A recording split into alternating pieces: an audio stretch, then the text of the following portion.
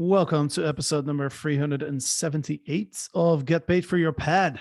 Today is a very special episode because I do not have a host on the show, but our fractional COO, Aaron, he is joining me today to talk about operations and how we can turn a business and also an Airbnb business into a machine. So Aaron, welcome to the show. Thank you very much for having me. Excited to be here. Long time listener, first time calling in. Yeah, your first ever podcast, right?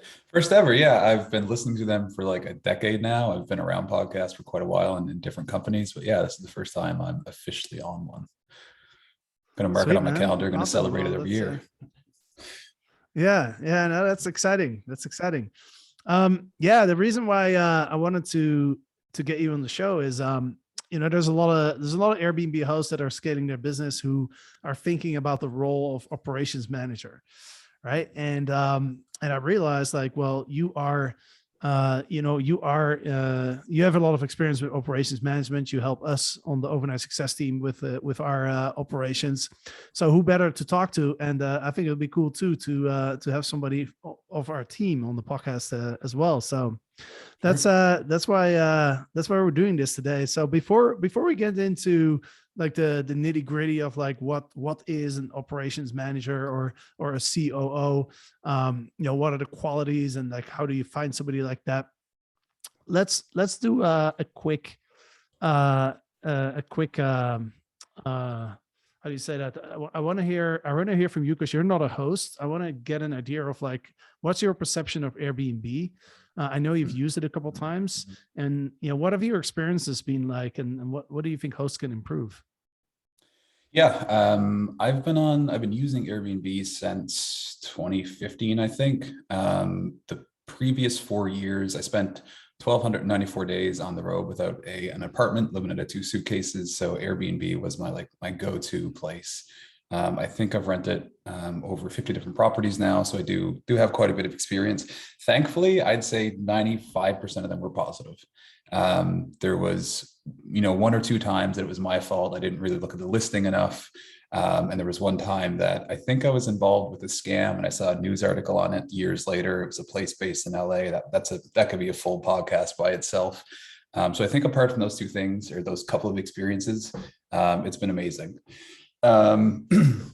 And I realized in my early days that there's a number of different things, specifically with the listings, and then when you arrive at the property, that people can really work on.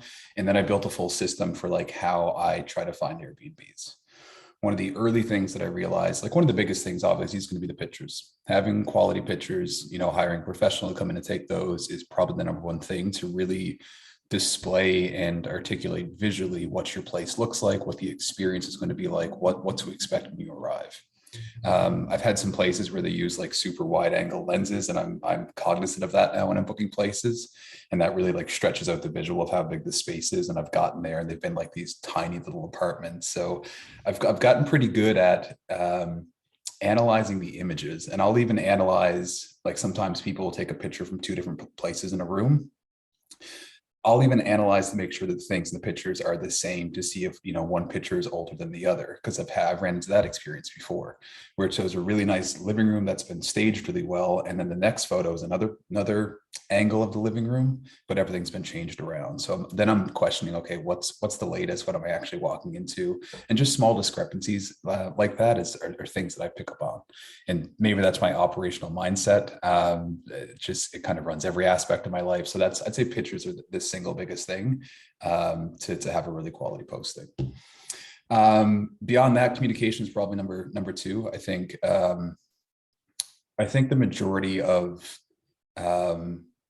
challenges in life or business can be handled with proper communication. So if you're a host, and I know communication is one of the biggest things for Airbnb, having a good communication rhythm and routine and cadence, and just communicating clearly and kindly, I'd probably say is number 2. Some hosts will kind of overwhelm and inundate with the amount of communications that they send. Some hosts are really good at picking up on the cadence of the guest. I'm usually hands off with stuff. I've had people just offer a ton of different services, and I'll send them a message and be like, hey, I'm here for a month. I'm comfortable with the city and with traveling and stuff like that. I appreciate all your suggestions, but I don't need anything. If I do, I'll reach out to you. So I think understanding communication is probably number two. And then for me, number three are like the small touches at an Airbnb. Definitely not mandatory, but you get in on a late flight and seeing like a couple bottles of water there, or some protein bars or something like that goes a long way.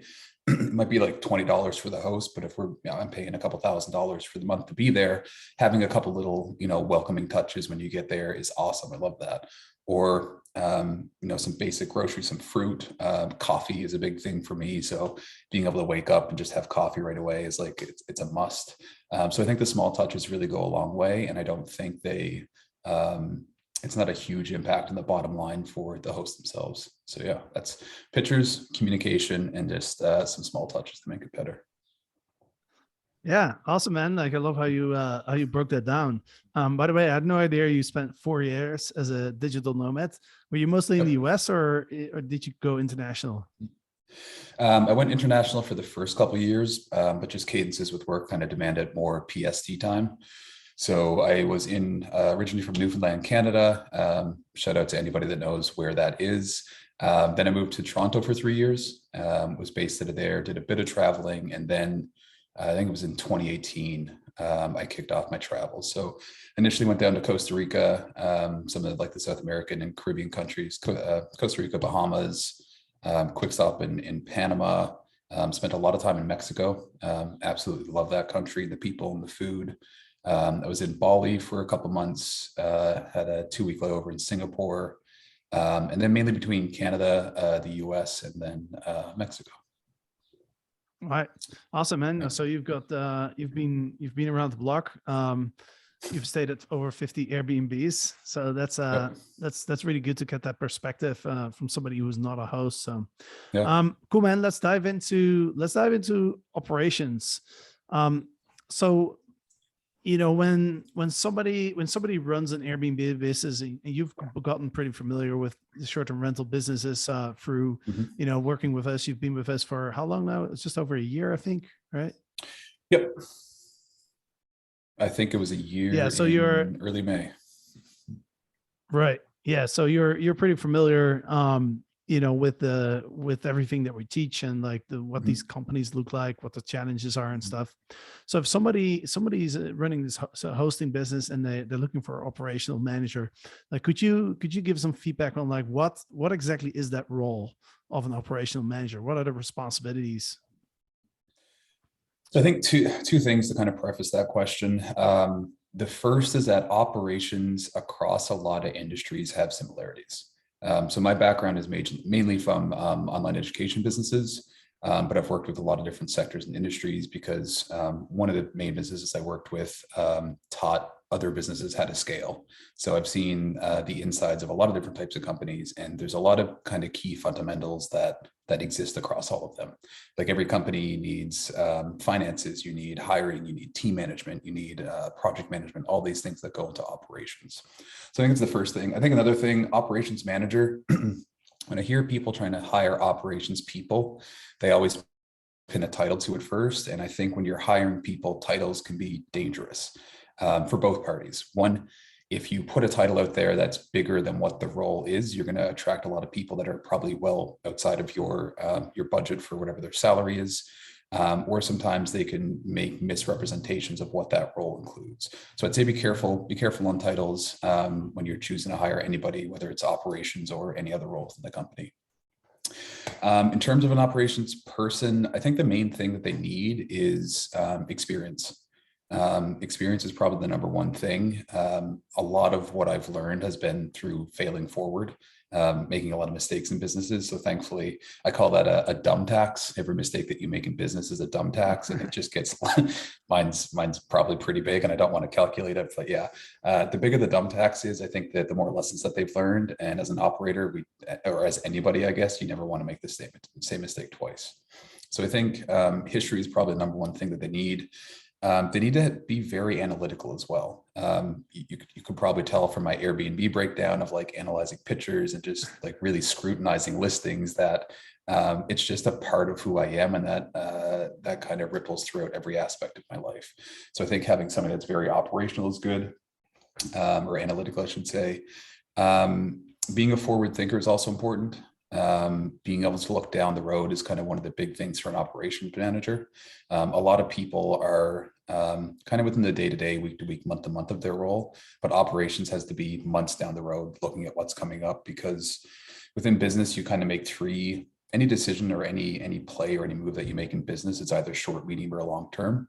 And it's never good to have all of your eggs in one of those baskets. You kind of want to spread it out. So it's the operations manager role to make sure that you're kind of laying the bricks for the road ahead of the team, and that you're never running out of space, strategy, ideas, or runway. Mhm. Yeah. Yeah. I think you mentioned a really important point that I want to touch on, which is when I talk to companies, hosting companies that tell me that they need an operations manager, they usually don't really know exactly what that means. What's usually the case is they just recognize that they are kind of overwhelmed in their business, and they're just looking for somebody to take a bunch of tasks from their plate, right? And so I think it's important what you say, because before you start like looking for somebody, first of all, like just going back to the task and figuring out like, well, who do I actually need, right? Yep. Is it really an operations manager, or maybe it's just like a technology assistant, or maybe it's a virtual assistant, maybe it's a general assistant or executive assistant, right? So, and that's something that as you know, we teach in Legends X and we use in our company as well, is the job scorecard. So would you say that's the best approach to get started, is really like mapping out the job scorecard first? Yeah, I think there's the job scorecard, and depending on, if this is your first hire or your 10th hire, there's also a system that the name is escaping me right now. But you're basically tracking what you're doing on a daily basis for a couple of weeks. And then from there, you can kind of look at what you're actually doing. Because I think people are not great at estimating or remembering all the small things. But if you sit down and you're trying to offboard or delegate a bunch of stuff from your plate to free up your time, you have to have a clear understanding of what that is.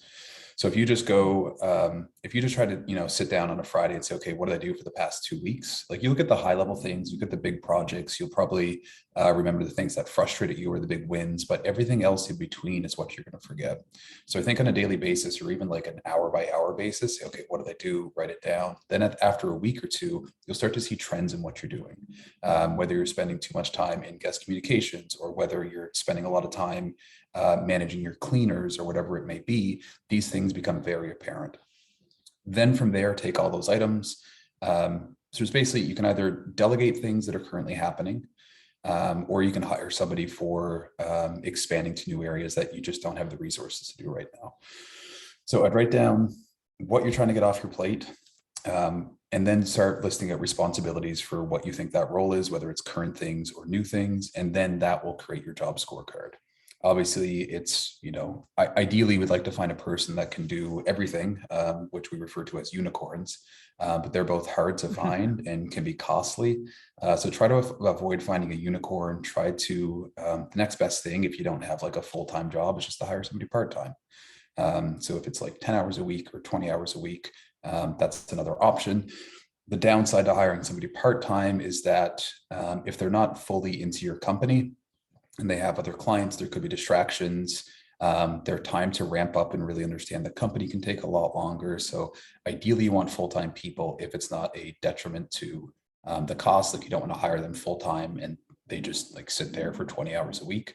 So yeah, do your figure out what you're actually working on, figure out what you want to delegate, and then create the job scorecard, and that will tell you what kind of person you're looking for. Mm-hmm.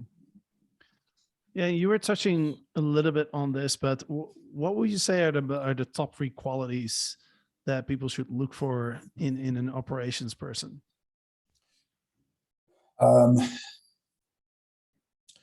Top 3 qualities. I think history is still number 1, like having done it before. You don't want this person to be learning on the job. I think that's number 1. I think number 2, I think they have to be a generalist at just about everything in the company. So this goes for like hiring anybody. You want to know 40 to 50% of what that role is so that you can understand if they're doing a good job.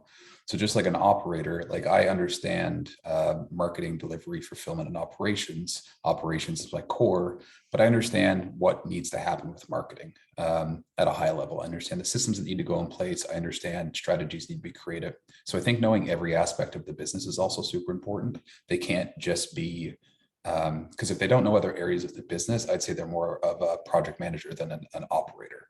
An operator understands, start to finish, what's the lead journey. Once they become a customer of yours, what does that journey look like? And then how do you retain them long term?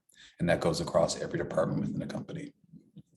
And then number three would probably be so analytical, understand all aspects of the business. And then I'd probably say somebody that loves numbers and systems. Systems, because that's what helps turn a business into a machine and things run smoothly. If you're doing everything from scratch, if you're doing a task from scratch every time, that just takes a long time. So they have to be like super adamant about creating repeatable processes. I always say as an operator, I'd like to be the laziest person on the team, not from a work effort mentality, but I never want to do the same thing twice. I want to create a system around it. I want to make sure that it works, and I want to delegate it to somebody else. I want to find the quickest and most effective route to getting this to the simplest and best solution. And then numbers. Numbers is like your scorecard, your business's scorecard. A lot of people make decisions in business based on emotion, which isn't always necessarily a bad thing, but numbers and data are very black and white, and that removes all the emotion out of it. So if your numbers don't look good, you can't really bring emotion to the equation, say, well, that was a bad month, but I think we're going to do better next month. Or, the past 3 months were bad. I feel it. I feel we're going to have an upward tick, like it's going to come. Like if the data is telling you otherwise, like trust that more than anything. And the operator should be the one leading that, because they will determine what numbers are best and then bring that forward to the team and say, okay, here's our performance. What do we need to do to make a correction? Or if it's going well, how can we double down on the things that are working really well? Mm-hmm. Now, you mentioned that you worked for a company that was helping businesses from different industries scale, right? Mm-hmm. And so you have a really good understanding of what are the biggest challenges that entrepreneurs in general and businesses run into, and what are some of the best solutions. So can you give us some insight in that? Like what were the top 3 challenges that you see that businesses run into? So businesses obviously go through different life cycles. So I think the first thing to think about is how a business starts. And I break a lot of stuff down to the 4 different departments: marketing, sales, fulfillment, and operations. Fulfillment being like how you're delivering your product or service. So it always starts with an idea, which is what the product is. So it starts kind of at stage 3, which is fulfillment. I have an idea. I want to teach people how to do this. I want to rent a place in Airbnb. You have something that you want to provide the world with and get money in return. So that's how it all starts. From there, they do a bit of marketing and sales. So they're like, they test or validate the product idea.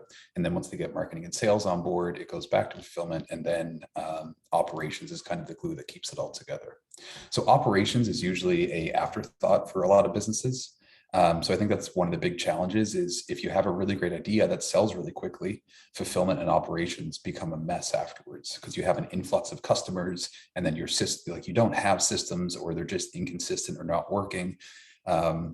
So it's the same with Airbnb. If you had, a couple different rental properties or just properties of your own that you wanted to rent, and all of a sudden you list them and you have bookings for the next 4 months, you're like, sweet, I just made some money. Then you're like, oh, I need to clean the places and need to turn them over, and need guest communications, and like, oh my God, what did I do? Like, did I make a mistake? So I think, one of the biggest things is just not setting up operations early enough, or selling or marketing too much that your fulfillment and operations can't handle. So I think that's like one of the common issues that I see. I think the next big issue is just consistency and simplicity. A lot of businesses that I work with, I go inside and see that they have just inconsistency across a number of different things. I think a few key systems that every business needs, communication is number one. So you need a kind of a single place for everybody to communicate. We use Slack. You can use emails, text messages, Voxers. There's so many communication services out there, and I see a lot of businesses. One of the first questions that I ask is, how do you communicate with your team? And then they say, well, who? Like, who on the team? I was like, anybody. And they'll say, well, for Johnny, we text back and forth and have some calls. For Susie, I message her through email. I'm like, holy crap, you've got 5 different channels of communication happening. Like, there's no consistency. So I think having a solid communication place is very important. I think having a way to delegate tasks is also really important. So you communicate about things. How do you get stuff done? So project management would be the next big thing. Again, a central place, and it could be any place. It could be a Google document. It could be Post-it notes. It could be anything, as long as it's consistent and everybody's using it and it's understood by everybody in the company. A storage system is also super important.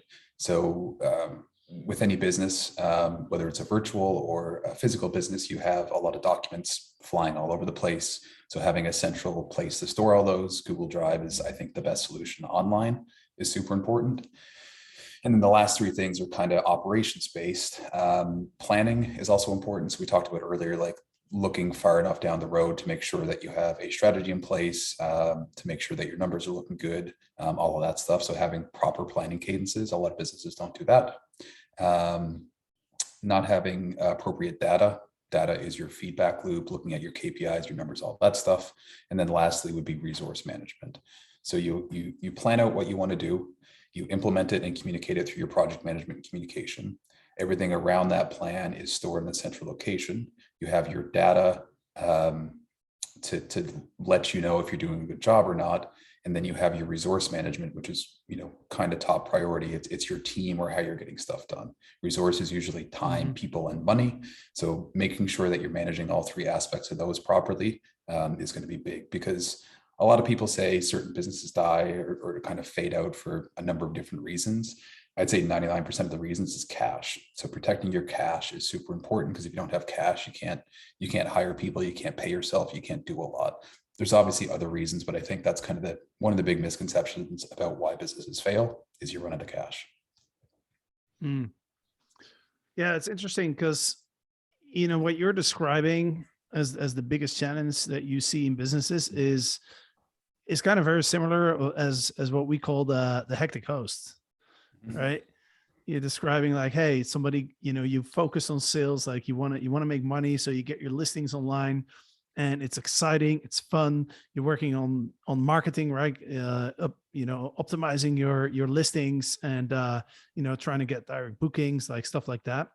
And then before you know it, you have like five to 10 listings, and now you are basically you are 24 hours, you're on the clock, and Yep. you're doing everything in your business. And like you said, like you completely forgot the operational side. You're operating completely from memory.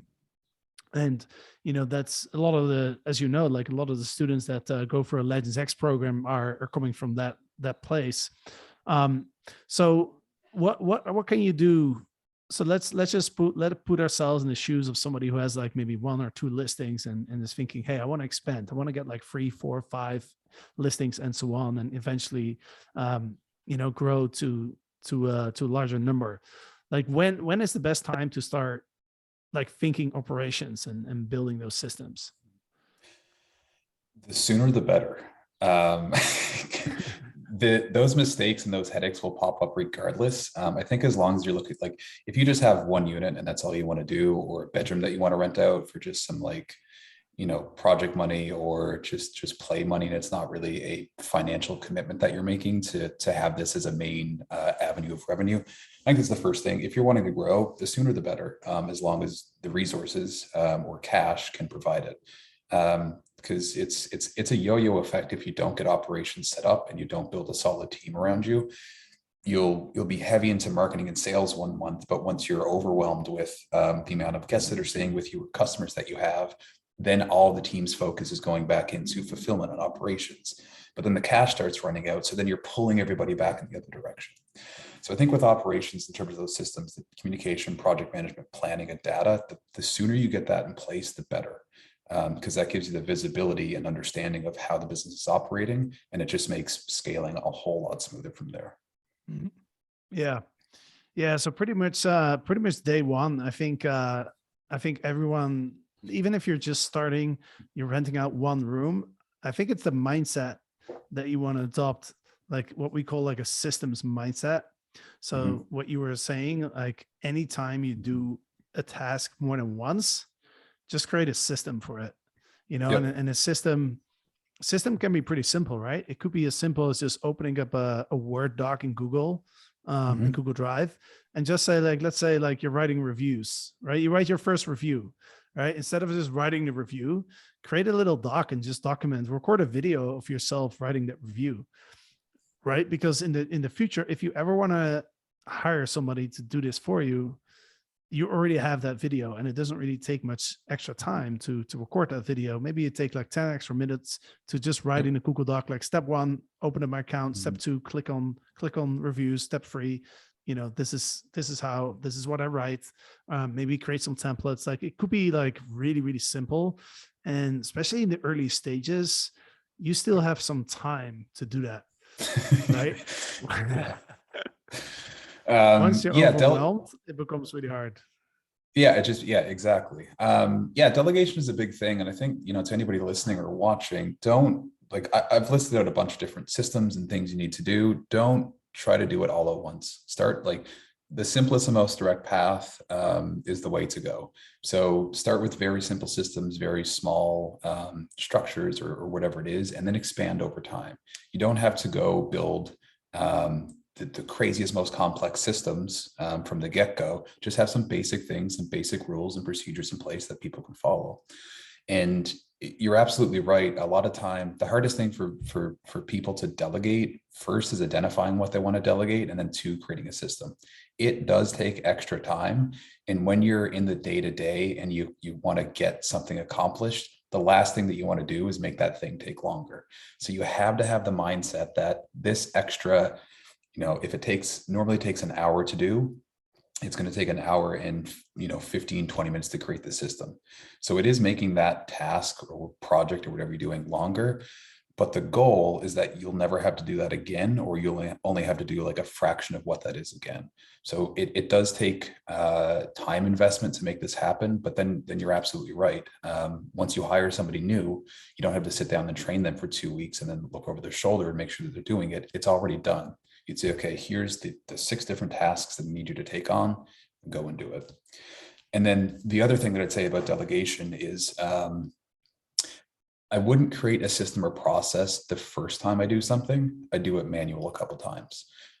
One, because if you go to do a task and you're like, okay, here's how I'm going to do it, and then it changes next time, or you didn't like the result, go through a few iterations yourself. Then once you're confident that the process is the same every time and that you're getting a consistent output or result, that's when you start to create a system and delegate. So work through it a couple of times yourself, create the system or process around it. Then when you delegate it, there's a few steps there as well. Sit down with the person and say, hey, here's, or send them a document or send them a Loom video or do all 3. Say, here's what I want you to do. Provide an example of what the result looks like, whether it's a review or taking photos of a location. Say, this is the end result, and then say, go and do it. Once they do it the first time, review their work, make any adjustment that's necessary. Always review the work. Again, feedback loops in businesses are so important. Because if you created the system and you've done it 100 times, you've probably gotten pretty quick at it. And if the more familiar and comfortable you get with the process, sometimes you can tend to skip steps or condense things or not explain it enough. So if you create a system and delegate it to somebody and they don't get the same result, either they didn't understand it or you didn't explain something properly or might have skipped a step. So after you delegate, check it maybe once, maybe twice, depending on the importance of complexity of the system. And then the 3rd time, 4th time around, you can fully release responsibility and say, okay, this is now yours. You need to do this, Monday, Thursday, Friday, whatever the days are, and just kind of set the boundaries for it. Yeah. That's a really good point that you're making, right? Because I I see that in myself sometimes when, especially when I'm creating systems for Free Wild, because we just started that company. I did actually fall into that trap a couple of times where I was like, all right, this is the first time I'm doing it. Why don't I just create a system right away? And then I Yeah. did have to do it again a couple times because I was like, oh no, this is not the best way of doing this. So Yeah. I think that's a really good point. Um, Couple more questions before this wrap this up. Number one, what's been your experience working with overnight success? Like we're kind of known in the industry as like the systems people because we always talk about Mhm. systems. So I'm curious to know from you, like when you joined the company, like what did you notice in our company? Were we doing a good job at our systems, or what were your thoughts? I've enjoyed every bit of it and everybody on the team. I think the first, yeah, I hear a lot of people and a lot of businesses say that they're very systems oriented and they they walk they talk the talk, but they don't walk the walk. I think the most surprising thing in the company was the playbook. So the playbook is basically the central source for all of your systems, processes, resources, and templates. And I've seen companies have different versions and iterations of it. But what I haven't seen is how consistently you guys use it. Like everything in the company is in one place. And when I, in the first couple of days, I was doing some like deep dive and kind of poking around systems, and I opened it up and there was like hundreds of documents. And I was like, heck yeah, guys, like this is awesome. Everything was stored, everything was easy to find. So I think, yeah, definitely a systems mindset. I think beyond that, it's a really great company for a couple of other reasons. One, the people are really great. I think we all come from a different background. We have different experiences. I think having a variety in the people that work for the company is awesome. I think everybody kind of buying into the mission and vision is also super important, which is definitely championed and shared here. And then I think the industry, I really enjoy the industry. So my background is it's mainly with coaches and consultants. And the joke is we're coaches coaching coaches, which gets a bit repetitive over time. So coming into a very specific industry with a very specific customer was also a breath of fresh air. I think the clearer that you can get on who your, and also go through this in Legends X, the clearer that you can get on your avatar and your vision, the easier every other decision in the company becomes. Are we moving closer to the goal? And is it going to serve the avatar? Yes or no? If it's a no, don't do it or pivot. If it's a yes, keep charging forward. So I think having that very clearly defined was also a breath of fresh air coming into the company. Got it. Last thing I want to touch on is, one of the things that you are really leading in our company is the hiring side. Mhm. We're looking for a couple people. If you're listening to this, you can check out overnightsuccess.io/hiring. We created a whole new fancy page, which looks a hell of a lot better than what we used to have. So that's really awesome. But in particularly, we are looking for somebody to help us with marketing, a digital content manager. Can you describe a little bit of like what that role is about and who we're looking for? Yeah. So you guys are at a bit of a pivotal point right now. It's been what, 2 years, I think, just under 2 years. Yeah, Um, yeah. and thankfully through the following of this podcast and your daily email, like we've had a lot of really great loyal followers that have loved the product and services, but now it's time to kind of shout from the rooftops and really get the name out into the industry. So digital content manager is, I think, going to be a big role for the rest of this company's history.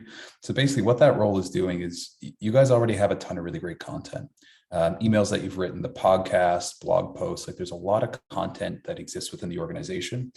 But what a lot of businesses struggle to do is to replicate and distribute that content across multiple channels. A lot of people approach it where they're trying to recreate the wheel each time, but basically what this role is going to do is take some of the central sources out of the podcast or emails and then break that out into different channels. So for this role in particular, having past experience with marketing strategies, specifically with digital content, social platforms, emails, podcasts, speaking from stages even is like a future thing that I think would be great, like later this year or early next year.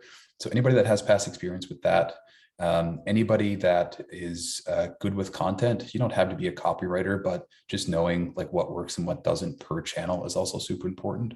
And then understanding the complexities and the differences between the different marketing channels, whether it's social, whether it's email, they all have a different voice and tone and consumption rate. So I think having a solid understanding of that is also super important.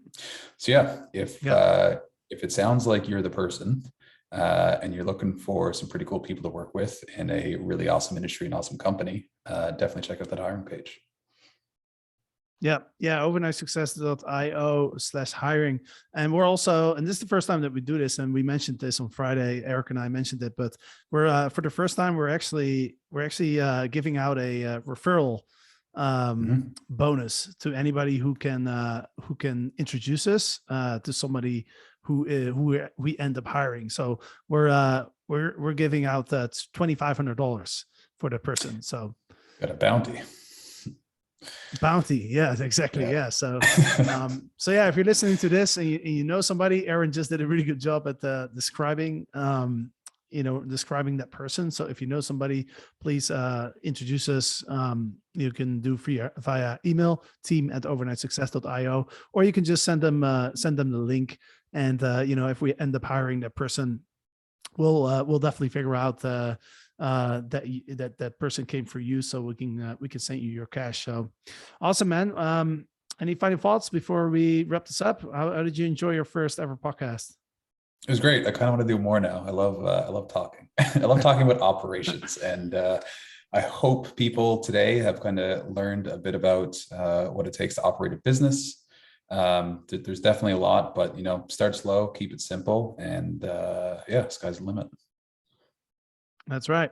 Yeah. And I have to say, for a first time podcast guest, you did a really good job. Like the way that you broke everything down. And, I think, I think you'd be a solid guest on some other podcasts. So cool. Love it. Maybe this would be the start of a successful podcasting podcasting career. I don't know how to describe that. For sure. Cool. Thank you very much, awesome, Jasper. Man. Yeah, thanks, Aaron. And thanks everybody for listening. Don't forget, on Friday, Eric and I will be back with another episode. So have a great week, and I'll see you then. Bye-bye.